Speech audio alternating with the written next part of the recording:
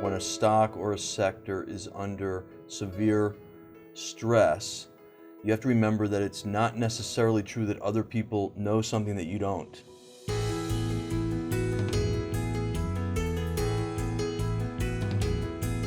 Don't worry so much about price momentum, worry about business momentum. I've seen more than usual numbers of stocks down sharply where fundamentals really haven't changed, so we've been using that as an opportunity.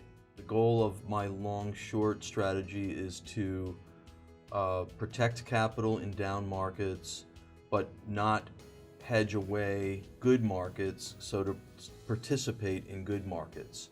When you get high volatility, it's challenging because 1 minute it looks like we're going to drop and keep dropping, and then we turn on a dime and go up sharply. It is a conservative strategy, and it does have much lower volatility than the market, so I view the long-short a little bit different than a typical long-short strategy, which is to generate alpha on both sides. I view it as a very conservative vehicle for investors that want exposure to US stocks. In one sense, the long only is easier to manage because it has to be fully invested at all times. But it's still not easy because you have to, own the best stocks. We had close to 70 names a year ago. Now we're under 60 names, and our level of concentration is the highest it's been in 5 years. Difficult markets tend to drive a lot of things down, and that will include stocks you love, and so you can buy more of those and then maybe let some of the lower conviction names go.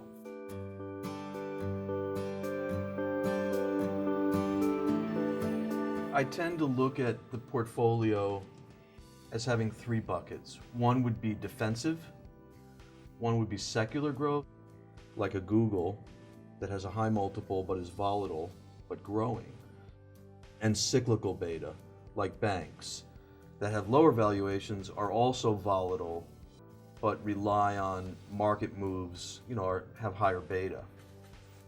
And over time, I will shift weights on the long side, not just the short side, but on the long side, depending on my market view.